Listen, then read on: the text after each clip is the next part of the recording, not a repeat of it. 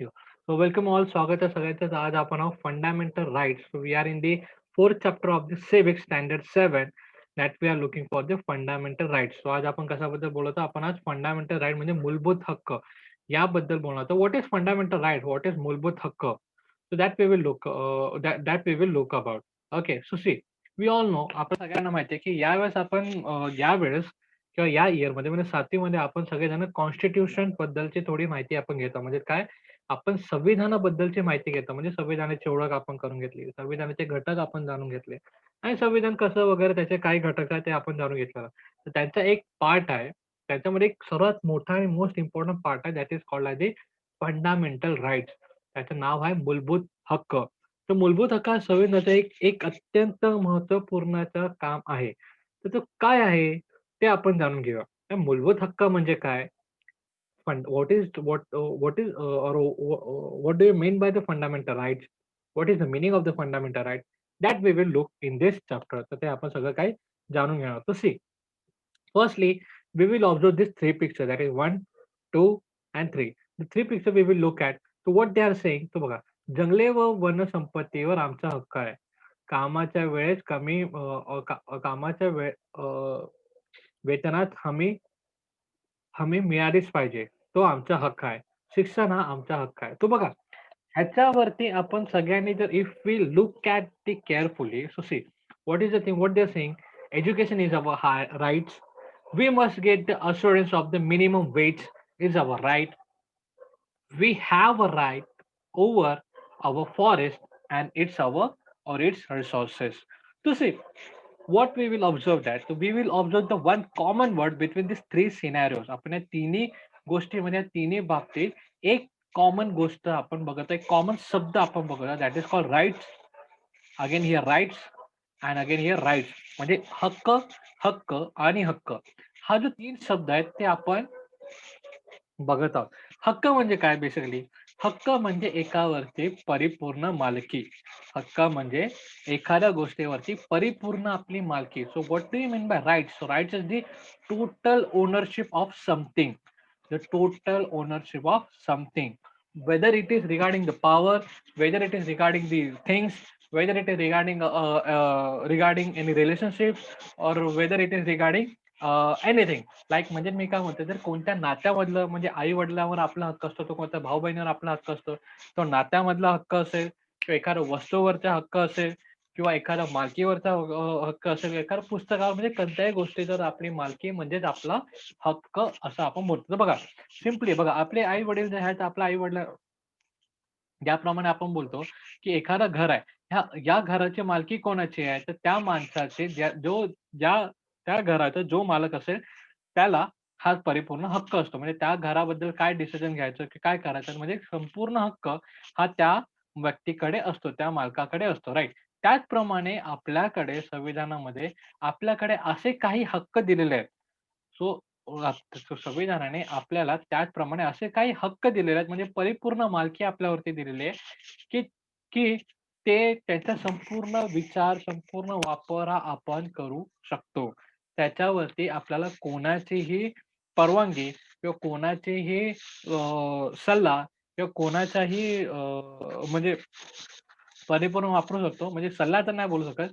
मग कोणी आपल्याला ते अडवू शकत नाही किंवा कोणाला विचारायचीही गरज नाही. आपण ते परिपूर्ण ते जे काही हक्क आहेत ते आपण बजावू शकतो. So what I am saying that there are some rights that we call as the fundamental rights. So there are some rights that Sanvidan gives us, Sanvidan or we can say the Constitution gives us, and for this right or with the or because of that rights we can do, and with the help of or by this rights we can do anything without any restrictions or without any seeking the permission or the seeking the permission of anyone. म्हणजे काय की कोणालाही न विचारता किंवा कोणाचीही परवानगी न घेता आपण त्या गोष्टी किंवा आपण ते हक्क बजावू शकतो. म्हणजे कोणीही आपल्यावरती ते हक्क बजावताना आपल्यावरती दबाव आणू शकत नाही. No one can force us or no one can press us to get our fundamental rights. म्हणजे कोणीही आपल्याला दाबू शकत नाही आपला फंडामेंटल राइट्स म्हणजे आपले मूलभूत हक्क जाणून घेण्यासाठी. तर आत्ता जर एवढे मूलभूत हक्क तर if so what is the thing? So if we are saying the fundamental rights is so much powerful तर मग ते कोणते-कोणते आहेत? तर आपल्याकडे जर मूलभूत हक्क एवढे ताकदवर आहेत, म्हणजे त्याच्यावरती कोण दबाव करत नाही. आपण कोणाला विचारू शकत नाही. म्हणजे परिपूर्ण मालकी जर आपली त्याच्यावरती आहे, तर ते कोणते हक्क आहेत?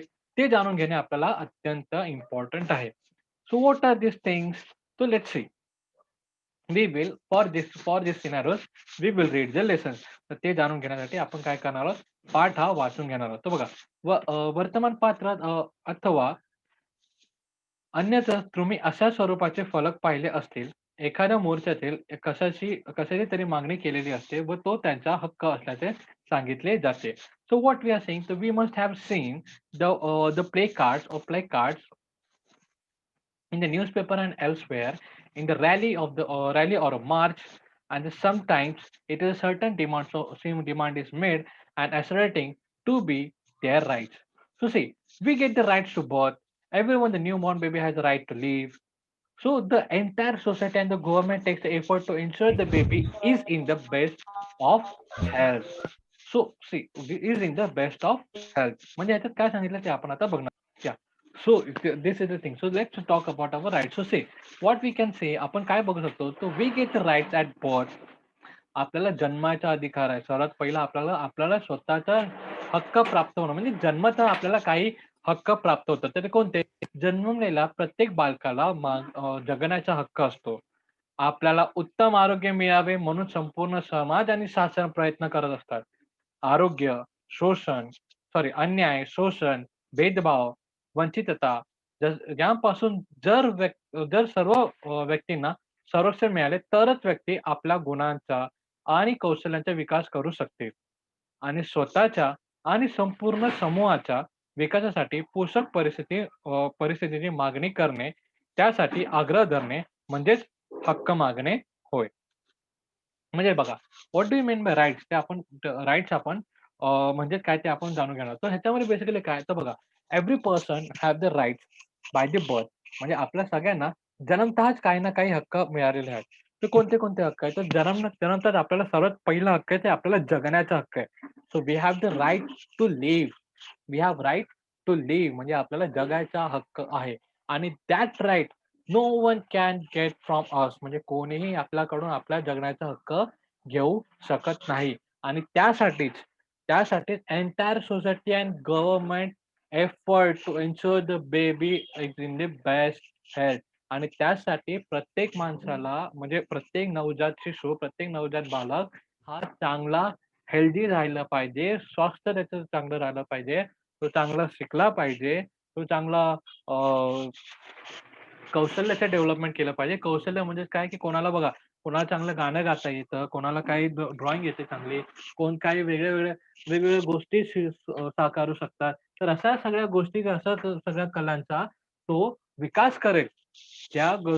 विकास करेल ह्याची आपण बोलू शकतो अशी परिस्थिती निर्माण करण्याचं काम आपली सोसायटी आणि गव्हर्नमेंट करत असते. म्हणजे आपलं सरकार आणि सोसायटी हे करत असते आणि ते पण प्लस प्लस एवढंच नाही, तर विथआऊट एनी डिस्क्रिमिनेशन म्हणजे बघा and only when all the individuals get protect from get protection from the injustice, exploitation, discrimination and deprivation. म्हणजेच काय, की जर जर समजा आता जर मला तर शिक्षणाचा अधिकार आहे, मला सगळा अधिकार आहे. परंतु मला जर शोषण म्हणजे माझं जे अन्याय होत असेल, माझं शोषण होत असेल, भेदभाव होत असेल, वंचितता अशा प्रकारच्या गोष्टीवर आम्हाला चेहरा बघायला जात असतो. म्हणजे कसं, की मी अमुक-अमुक समाजाचा असल्या कारणाने मला शिक्षण करता येत नाही. मी अमुक-अमुक जातीचा असल्या कारणाने मला शिक्षण घेता येत नाही. मी अमुक-अमुक रंगाचा असल्या कारणाने मला शिक्षण घेता येत नाही किंवा मी काळा असल्या कारणाने मला शिक्षण घेता येत नाही किंवा म्हणजे असं काहीतरी मी अपंग असल्यामुळे मला शिक्षण भेटत नाही. अशा प्रकारची कोणतीही गोष्ट म्हणजे अशा प्रकारे कोणताही डिस्क्रिमिनेशन होऊ नये याची काळजी घ्यावी लागते. आणि जर अशा प्रकारचा जर भेदभाव कोणामध्ये झाला नाही आणि सगळ्यांना समान अशी संधी भेटली, भलेही तो स्त्री असो, भलेही तो पुरुष असो, भले तो कमी जातीचा असो, भले तो उच्च जातीचा असो, भलेही तो अपंग असो किंवा परिपूर्ण असो.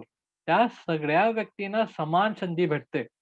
त्यांचे स्किल्स म्हणजे शिक्षणासाठी आपण बोलवतो, नोकरीसाठी आपण बोलवतो, सगळ्यांसाठी समान त्यांना बेसिकली अपॉर्च्युनिटी भेटते, जेणेकरून ते स्वतःचा स्किल डेव्हलपमेंट करू शकतात. तर स्वतःचा ते स्किल डेव्हलपमेंट आणि क्वालिटीज म्हणजे त्यांच्यामध्ये जर समजा कोणाला गाणं गाता येत असेल, तर तो बरोबर गाण्याच्याच लाईनीने जातील.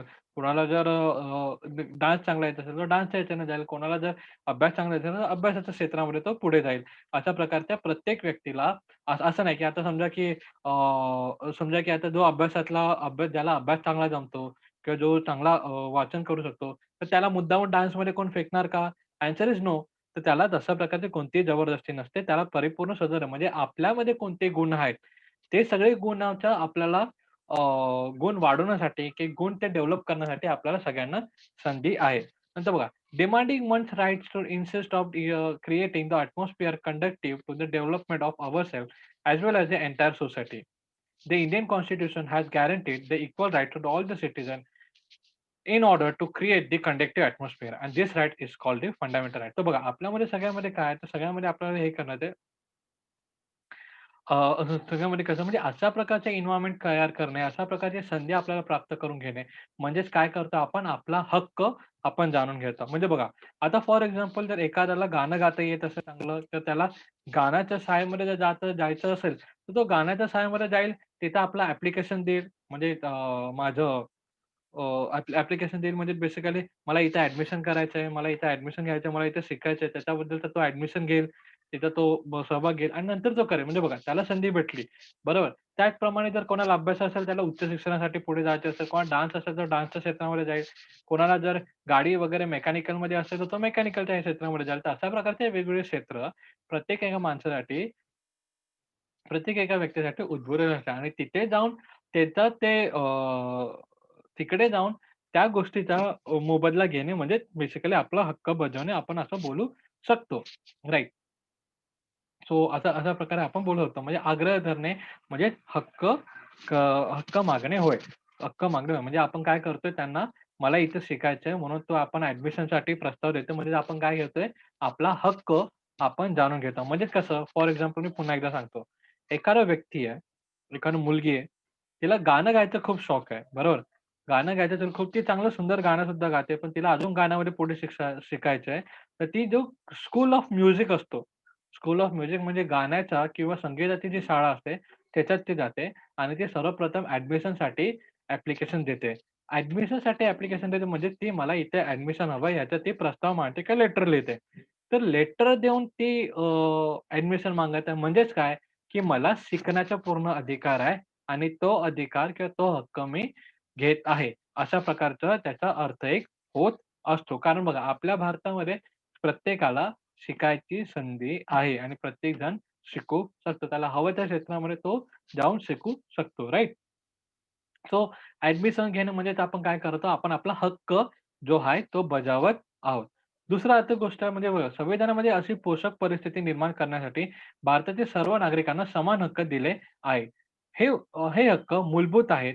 ते संविधानात नमूद केलेले असल्याने त्यांच्या कायद्याचा दर्जा आहे व त्या हक्काचे पालन बंधनकारक आहे. तर बघा, फॉर एक्झाम्पल आता म्हणजे ह्याचा अर्थ काय? तर आपण बघूया फॉर एक्झाम्पल आता एक XYZ मुलगी आहे. ते XYZ मुलगीला चांगलं गाणं गाता येते म्हणून तिने ॲडमिशन घेतलं.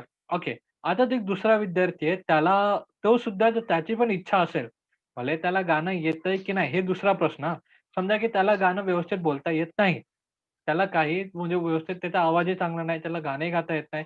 परंतु त्यालाही जर ॲडमिशन घ्यायचं असेल त्या स्कूल ऑफ म्युझिकमध्ये म्हणजे संगीताच्या शाळेमध्ये, तरी सुद्धा तो सुद्धा तिथे घेऊ शकतो. हां, नंतर तो पास होईल का नापास होईल हे त्याच्या गुणांवरती आहे. राइट? तो त्याच्या गुणांवरती म्हणजे तिथं शिकवलेलं ते त्या ठिकाणी शिकवलेलं संगीत, तो कशाप्रकारे ग्रहण करतो आणि कसं म्हणजे बघा, म्हणजे कसं, की म्हणजे एखाद्या शाळेमध्ये आता बघा आपल्या क्लासमध्ये एखाद्या शाळेमध्ये जो हुशार मुलगा आहे 90% वाला मुलगा त्याला सुद्धा ॲडमिशन भेटतो आणि जो एकदम त्याला कमी टक्के पडतात त्याला सुद्धा ॲडमिशन भेटतो. बरोबर. म्हणजे कसं, की प्रत्येक व्यक्तीला ॲडमिशन देणे आणि प्रत्येक व्यक्ती शिक्षणाचा हक्क त्यांना आहे आणि तो शिक्षणाचा हक्क शाळाला त्यांना देणं जर त्या शाळेला त्यांना देणं हे त्यांचं कर्तव्य आहे. बरोबर? म्हणजे प्रत्येक व्यक्ती शिकला पाहिजे आणि त्याच्याबद्दलचे जे त्या गोष्टीबद्दल जे बघणे आहेत, ते शाळा बघत असते. त्या गोष्टीबद्दलच्या सगळ्या गोष्टी शाळा ही करत असते. This is example I gave you आणि हा एक एक्झाम्पल मी तुम्हाला दिलं. तर हे जे हक्क आहेत, तर आपल्या संविधानामध्ये असे काही हक्क आपल्याला नेमणूक केलेले आहेत. आपल्या संविधानामध्ये असे काही हक्क आपल्याला नेमणूक केलेले आहे आणि ते संविधानात असल्या कारणाने ते कायदे बनलेले आहेत. ते संविधानात असल्या कारणाने ते डायरेक्ट इनडायरेक्टली कायदे बनलेले आहेत आणि ते कोणते-कोणते? That we will look at. आता ते आपण हळू ते बघणार आहोत, की कोणते-कोणते कायदे आहेत. तर बघा, हक्क म्हणजे काय हे आपण आता बघितलं. हक्क म्हणजे काय आपण त्याला बघितलं आणि त्याच्यामुळे काय-काय होऊ शकतं ते सगळ्या गोष्टी आपण बघितल्या आहेत. ओके. आता ते हक्क कोणते? That we will look at. So see, we have already seen what is the rights we have or what is right or what do we mean by the right म्हणजे हक्कांचा अर्थ काय? हक्क म्हणजे काय? That we have looked at. आता what rights we have म्हणजे आपल्याकडे कोणते हक्क आहेत? Which rights we have, what rights we have ते आपण आता जाणून घेणार आहोत. तर कोणते-कोणते हक्क आहेत ते आपण आता जाणून घेणार आहोत. तर बघा, आता पुढचा आपण बघूया. तर बघा, संविधानात नमूद केलेले आपले हक्क. संविधानात नमूद केलेले आपले the our rights in the mention in the constitution. So already we have seen there are some rights are written in the constitution that ultimately becomes that that ultimately becomes we yeah so which rights we have in the constitution that we will to look about. Okay, so which rights तो सर्वात प्रथम आपला right येते right of right of equality म्हणजे समानतेचा हक्क. म्हणजे समानतेचा हक्क म्हणजे काय? की बघा, आपल्यासमोर आपल्यासमोर बघा, भले स्त्री असो, पुरुष असो, ज्येष्ठ असो, कनिष्ठ असो, किंवा उच्च जातीचा असो किंवा छोट्या जातीचा असो, हे सगळे लोकं समान आहेत. हे सगळे लोकं समान आहेत. ते सगळेजण दे आर ह्युमन फर्स्ट. ते सगळेजण प्रथम माणूस आहेत. मग नंतर जे काही असतील ते ते ते गोष्ट येतील. पण या गोष्टीवरून म्हणजे जात, पात किंवा जात-पात किंवा धर्म किंवा बेसिकली आपण बोललो होतो, की स्त्री-पुरुष अशा प्रकारच्या कोणत्याही गोष्टीवरती भेदभाव हा करता येणार नाही. म्हणजे समानतेचा हक्क म्हणजे काय? तर बघा, समानतेच्या हक्कानुसार राज्याला भारतीय नागरिकांमध्ये उच्च-नीच राज्याला भारतीय नागरिकांमध्ये उच्च-नीच, श्रेष्ठ-कनिष्ठ, स्त्री-पुरुष असा भेद करून कोणालाच वेगळा देता येत नाही. कायदा सर्वांसाठी सारखाच असतो. अनेक कायदे असे असतात, की जे आपल्या संरक्षण देतात. उदाहरणार्थ, विना चौकशी अटक करण्यापासून आपल्याला संरक्षण असते. असे संरक्षण देतानाही शासनाला भेदभाव करता येत नाही. So see, according to the right to equality, the state cannot discriminate among the citizens as the superior, interior, or superior or inferior, or as a man, woman, or cannot give the difference in treatment or the privileges to anybody. म्हणजे ते कोण आपला व्यक्ती आहे किंवा बाहेरचा व्यक्ती आहे किंवा आपल्या जातीतला आहे, दुसऱ्या जातीतला आहे किंवा स्त्री आहे किंवा हे पुरुष आहे, अशा प्रकारच्या कोणत्याही भेदभावामध्ये, अशा प्रकारच्या कोणत्याही विचारामध्ये तुम्ही कोणाला म्हणजे हक्कांपासून वंचित ठेवू शकत नाही किंवा कोणाला या गोष्टीवरून त्यांना ट्रीटमेंट देऊ शकत नाही. The same law applied equally to all. Many laws gives us protection. For example, we have the protection from the arrest without the warrant. Also, also the state cannot discriminate while they extending such protection. म्हणजे बघा, आपल्याला सर्वात प्रथम आपल्याला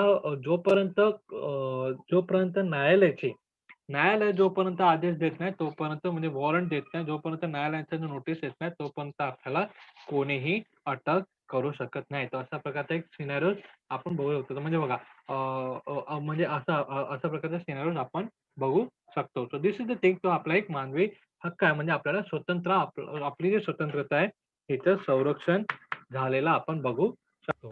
आता आपण बघूया next thing. समानतेच्या हक्काच्या आणखी कोणती बाब येणार? सरकारी नोकरी देताना शासनाला जात, धर्म, लिंग, जन्मस्थान यावरती आधारित भेदभाव करता येत नाही. Okay, okay.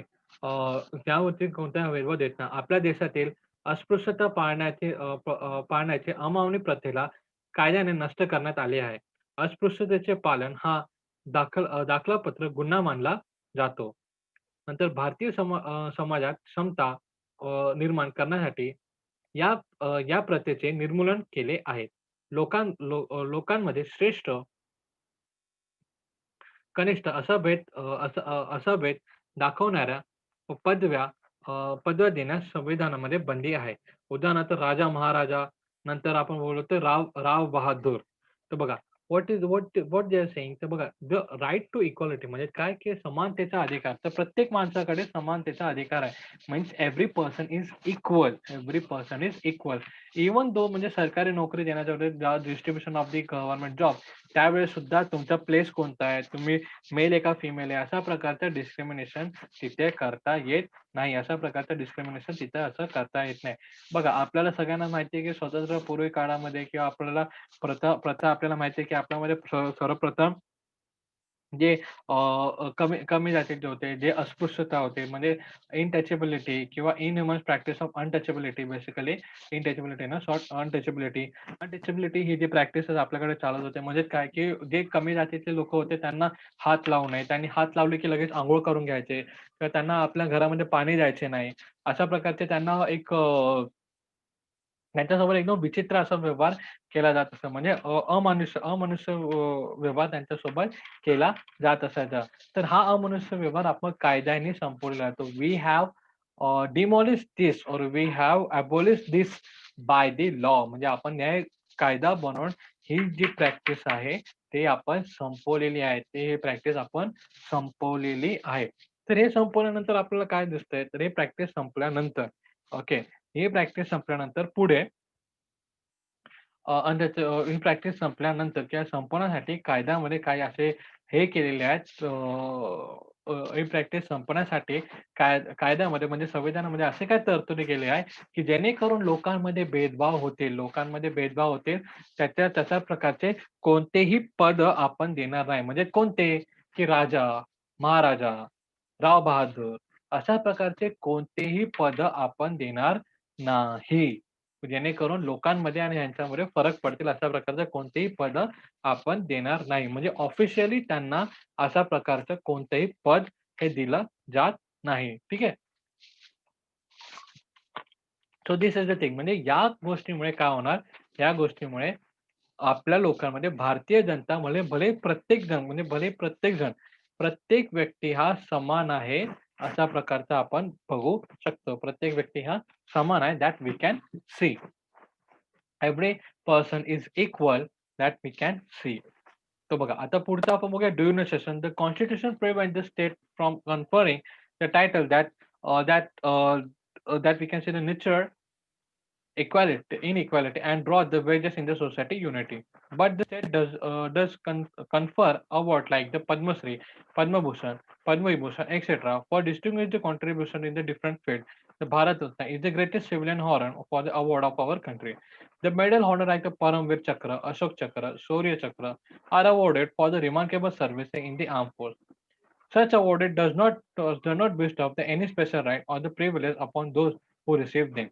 It is only the recognized by their contribution. म्हणजे बघा ह्याच्यामध्ये काय सांगितलेलं आहे, तर आपल्या संविधानामध्ये बघा आपल्या संविधानामध्ये विषमता जोपासण्याची म्हणजे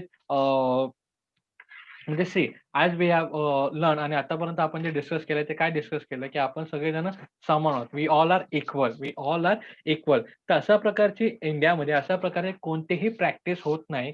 अशा प्रकारचे कोणतेही असे तरतुदी नाही, की जेणेकरून लोकांमध्ये किंवा भले सरकाराला असेल किंवा सरकाराला बेसिकली लोकांमध्ये भेदभाव करता येणार नाही. अशा प्रकारचे सर्व तरतुदी तिथे केलेल्या आहेत.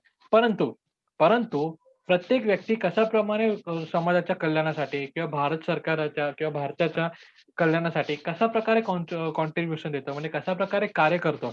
म्हणजे भले ते सामाजिक कार्य असेल किंवा भले सामाजिक कार्य असेल जेणेकरून भारताचं काही भारताचे लाभ होणार असेल किंवा भारतीय लोकांचा लाभ होणार असेल, तर अशा लोकांना बेसिकली आपण बघतो, की पद्मश्री, पद्मभूषण, पद्मविभूषण यासारख्या पदव्या देण्यात जातात आणि त्यामध्ये भारतरत्न ही आपल्या देशाचा सर्वोच्च नागरी पदवी किंवा सन्मान आहे. तो see the Bharat Ratna is the best honour और the biggest honour for the Indian citizen. तर म्हणजे भारतीय व्यक्तीला सर्वात मोठं पद देणं म्हणजे हे पद बेसिकली काय देतात? याच्यासाठी की तुम्ही अब आता बघा आपण फॉर एक्झाम्पल देखो अभी आपल्या शाळेमध्ये सगळेजण 10-15 विद्यार्थी आहेत. आता समजा आपल्या शाळेमध्ये आपल्या वर्गामध्ये 50 विद्यार्थी आहे.